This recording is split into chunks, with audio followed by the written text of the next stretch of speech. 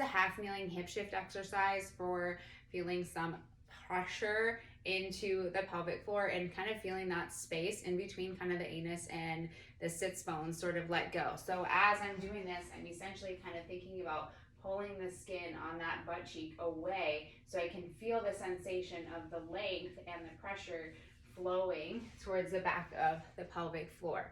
So in this position, I can start, this is my right knee on the block just so I can keep my pelvis pretty level.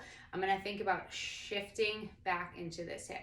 I don't want everything to turn. I essentially want to think about this knee coming back in space and my femur coming back in the socket as I hip shift. So it looks like this. Just thinking about knee coming back, femur coming back in the socket. Probably going to feel a sensation on the back of the hip and also maybe into the adductors as you think about pulling back. In that hip shift, watching this rib flare, keeping and watching them not flaring out through the ribs. So I'm in that hip shift position. I want to think about, instead of clenching my glutes to keep it, I want to keep my sits bones slightly lifted, but keep those ribs in check. And then in this position, that's where I'm going to kind of keep this knee towards midline, hip shift, and then I'm going to think about grabbing into that space on the back side and just allowing inhale and exhale. So in this half kneeling hip shift position, I'm allowing some air and pressure to flow into that space on the back side. As you exhale, kind of sensing, in this case, more that left side pelvic floor. Really tuning in. You can grab a hold of that butt cheek and kind of move it to the side. So as you inhale, you're letting go and feeling that pressure flow into the left quadrant of the pelvic floor more posteriorly.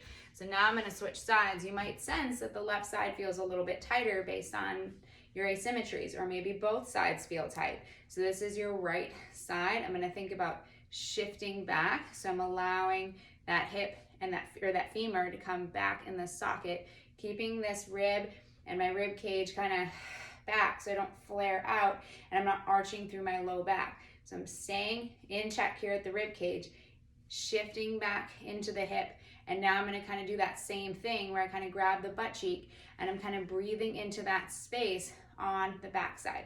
I can also think about pulling back on the heel, on the front leg, if that's helpful, and I'm just going to hang here.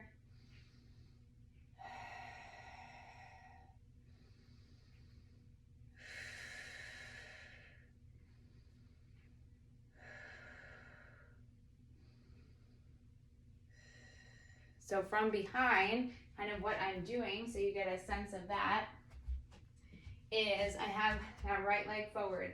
I'm thinking about shifting back into this hip, kind of grabbing right around here with that butt cheek so I can sense that air and pressure flow posteriorly on this right quadrant in the posterior pelvic floor.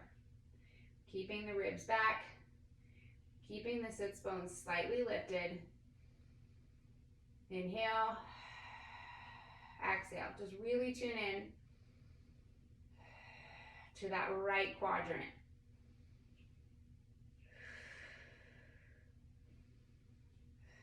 This becomes important when we go into the frontal and transverse planes like skaters and different exercises, so we can sense that air pressure flow side to side and in all four quadrants of the pelvic floor.